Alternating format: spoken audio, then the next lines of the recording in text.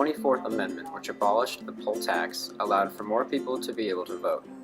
Prior to the making of the 24th Amendment, only the wealthy people from society were able to vote because they could afford to pay the poll tax. Everyone else, mainly the minorities in society, could not afford it, so they did not get a say in the voting process. This shows the wide gap in the distribution in wealth throughout the nation, and this gap is still prevalent in today's society and is still growing.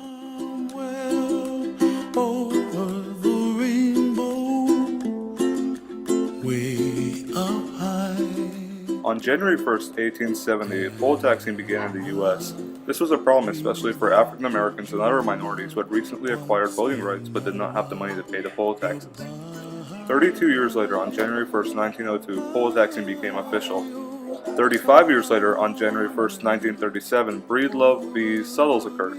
This court case challenged the poll tax, which the federal government paid no heed to. On January 1st, 1939, a bill to abolish poll taxing was proposed. It was shot down a multitude of times, but it was proposed time and time again. On January 1st, 1950, most of the country was anti-communist and anti-poll taxing. It was still an important issue, just not at the top of the agenda. The issue came to a standstill. On January 20th, 1961, John F. Kennedy became the president, and he made the public aware of the poll taxing issue again. JFK decided to make anti-poll taxing an amendment rather than a bill. On August 27, 1962, the 24th Amendment was officially proposed by Congress. Later in September, it was submitted for ratification. Later on November 16, 1962, ratification began. Illinois became the first to ratify the amendment. On January 23, 1964, the amendment was ratified and everyone is able to vote easily.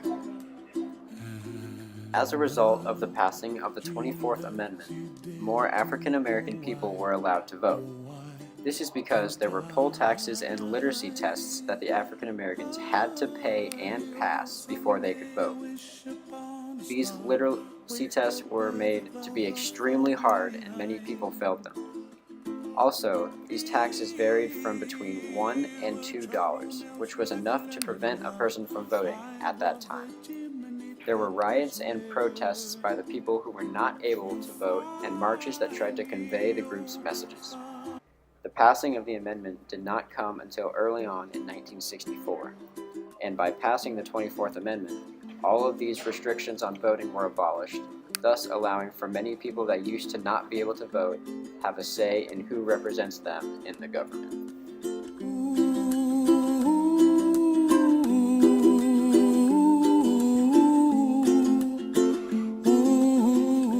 Even after the 24th Amendment, some states still had a lot of segregation at the polls, and a limited number of non-whites were voting. In order to ensure that this was not caused by continued poll taxes or literacy tests, which had both been made illegal by the 24th Amendment, the federal government passed the Voting Rights Act of 1965. This act would allow a U.S. Attorney General to investigate voting and the use of poll taxes in any states that had less than 50% of non-whites registered to vote. This law was signed in by President Lyndon B. Johnson and strived to increase the number of voters, specifically those who were non-whites living in the South. This act was able to accomplish that goal. Many southern states saw huge increases in their voter turnout, like Mississippi, for example, whose percentage of African Americans registered to vote increased sharply from 6% to 59% following the passing of this act. Someday you wish upon a star, wake up where the clouds are far behind. The wealth gap today is a very prevalent problem and continues to grow all the time. In the year 2007, the bottom 80% of Americans owned only 15% of America's wealth.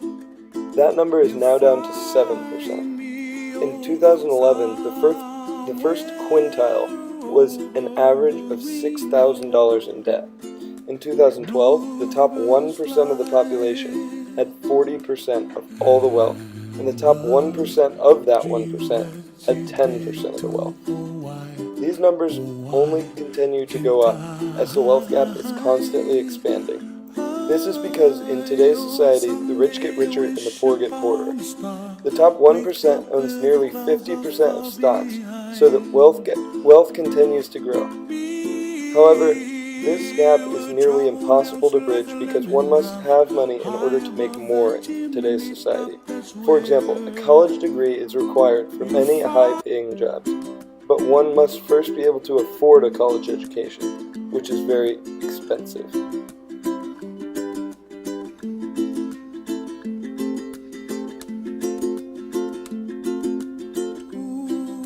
The wealth gap is defined as an unequal distribution of assets among U.S. residents. Wealth can be classified through homes, cars, valuables, savings, and other things associated with your family. Today, there's a significant gap between the wealthy and the poor. The lower class makes up of about 15% of the entire United States population. This is about 42 million people. To be classified as under poverty level, one's income would be $18,000 to $23,050. The lower middle class is also at risk of becoming part of the lower class. 9% of the United States population is in the lower middle class, and with the current U.S. economy, many of these people are at risk. It is estimated that by around 2060, the lower middle class will be down to about 6%, and the poverty class will be up to about 18%. Dreams that you dream of, dreams really do come true. The American upper class are the richest people in our society. There are two categories of the upper class, old money and new money. Old money has had money in their family for at least 2 generations and haven't really worked for the money. New money have recently come into money. They've had the money in their family for at least 1 generation. The top 1% of our society makes more than $250,000 a year. The top 5% makes more than $150,000 a year. Some sources say that 15% of America's population could fit the description for upper class. The salaries of those in the upper class have been growing rapidly, while the salaries of those in the lower class have stayed the same or increased slightly.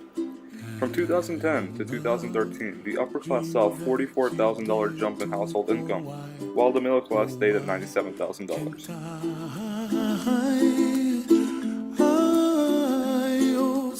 This wealth gap also applies racially, as the white population is far better off financially than most minorities. The median white family has around $111,000 in wealth. However, this is significantly less among minorities, as the median African American family has only 6% of that, and the median Latino family only 8%. One major reason for this is the homeownership rates, which are nearly double among white families than among African Americans or Latinos.